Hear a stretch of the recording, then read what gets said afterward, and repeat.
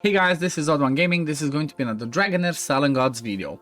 So it has been 2 weeks or like 15 days since we started this free-to-play account, and honestly I think the way that I've been playing this account so far has been as relatable as it can get, because I've been not grinding like a maniac, I've not been min-maxing everything, so hopefully what I'm gonna show you is gonna be pretty much relevant, or if it's not relevant because I did get really lucky on some of the summons, I'm gonna give you ideas of replacements, what you can do. So what I'm gonna talk about today is I want to do a kind of a updated guide on the flame domain, because it has changed a little bit with the stages before. The previous one that had the high stages were just stage 5. Now we actually have 12 stages on basically all of the dungeons in the game. So when it comes to the flame domain, this one used to be the hard, I mean it still is from my point of view. Out of the 3, the flame, frost and tempest, flame domain is still the hardest one to tackle. However, if you bring the right mechanics and the right champions, like I'm gonna show you a different way to do it,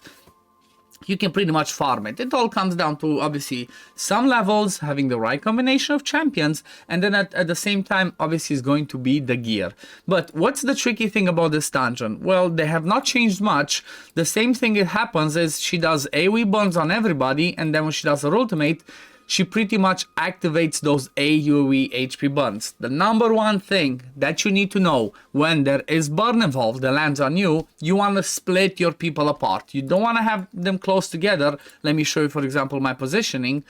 You do not want to have them like this, okay, close to each other, because when one burn explodes, it hurts the other person close by. And obviously, if both of them have burn, they're going to take a ton more damage. That's why you see I have this position when there's at least one square in between everyone. However, the reason why you see me using like this is because once I get to the boss part, Usha will just go forward, and I'm going to have that one square going on. So let me just run this through and explain to you basically what you need to keep in mind. So the thing that you care mostly about this one is, I guess, for the waves, you want to have a tank that can sustain enough damage from everything that's happening, because, well, you're going to be facing some wild heroes which do a ton of damage, okay? They do a ton of single target damage, so you prefer to have somebody that's really tanky, you know, proper tank, or if you have somebody like an Usha or a good melee DPS that can have self-sustain, that should be just fine. Like, for example, for me, my Usha can survive because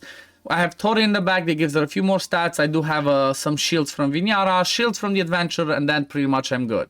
So after I have my tank, the next thing that I care about is going to be healing. You want to have a lot of healing, okay, as much as you can, especially if you're going to be doing the tactic that I'm doing, and that is I'm not going to be cleansing those burns at all. So that would be the best way you could do it, okay? It would be to have somebody that does a cleanse, somebody like a Rare Fitz or somebody like an Anna or whatnot, that would come over here, and then once the burns happen on the second time, you would just cleanse those ones off, and then you would be good to go. Because if you cleanse those burns, the boss is not going to do as much damage. However, I'm going a different route. Like you see, I still have the burns, but I'm not dying, okay? Part of this one is also going to be the affinity solvent. I'm going to show you what I focused on my affinity upgrades, and it's going to basically it's going to show to you why I can survive this well, okay? One of the key heroes that you can use in this fight is going to be, like you see for me, the adventurer as ice, okay? Because what he provides, you saw earlier,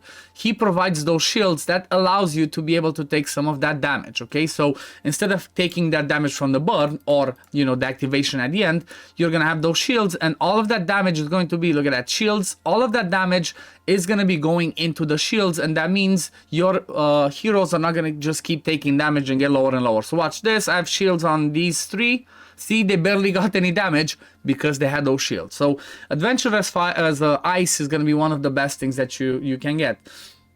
Now the 3 legendaries that you see I have in here, which, you know, it's gonna be a little bit weird to try and show relatable stuff nowadays, because you know what, they give so many things in season 1 that pretty much everybody should have by 2 weeks in, once with their 80 summons, at least 3 legendaries, you know, or even more, depends on your luck. But these legendaries are not mandatory. Thorin can basically be any other healer. I could use Megan instead of Thorin and it works just fine. Or any other healer would work in this team. Then the next one that I have in here is going to be Losenia. Okay, Losenia is just any damage dealer that's ranged and can do a little bit of area damage. The reason why I'm using Lysenia is because I got lucky and I got a dupe legendary, and I have Witch's Remains, and she's good with that because every time her tornado does damage, she can land Witch's Remains.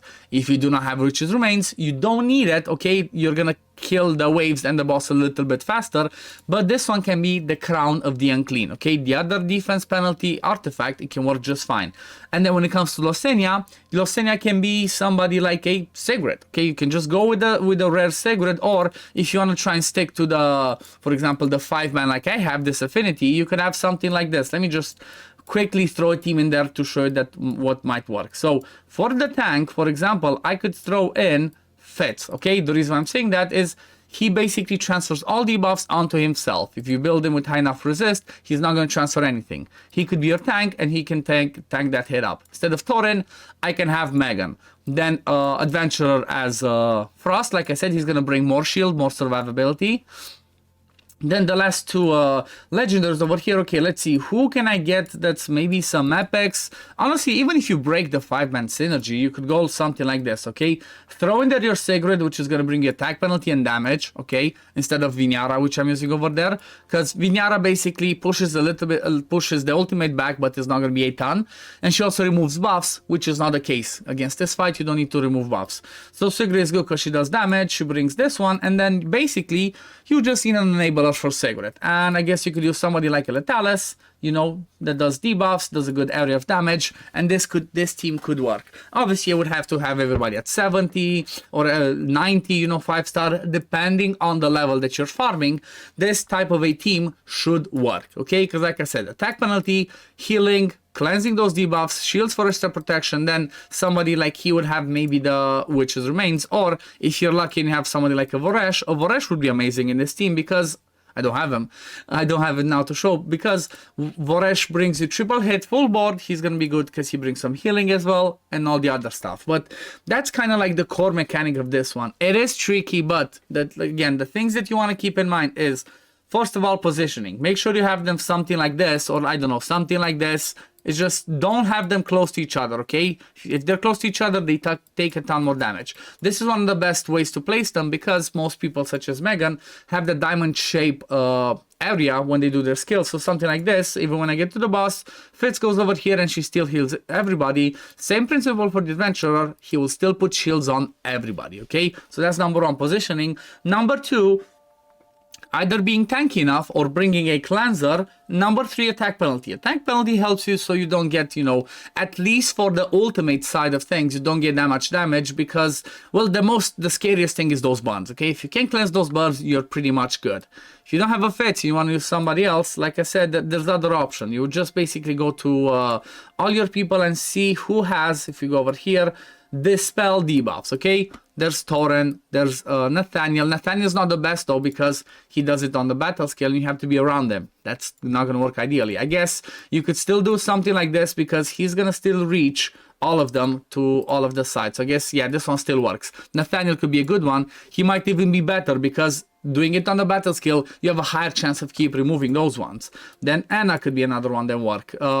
Then V-Cook is another one, you know, but it does get a little bit tricky with timings because, you know, depending on when they use those cleanses, especially if they have it on the ultimate, they might not be available at the right time. So let's say this one's on a, if I don't have a scroll, 23 timer, the boss's full rotation is 18 seconds. If I don't cleanse before that, I might die. So definitely always try to keep that in mind. That's why I showed you, and that's why I guess that's why I built this other team that actually works better. Okay, what's the team? What did I do? I guess I'm just gonna back out and come back with the team to show you the. Also want to show you the gear, but again, the gear is not as relevant because basically what I'm trying to show in this guide is this team, these core mechanics, you adapt to the level that you're at with the gear that you are at. So for example, I'm farming stage 10.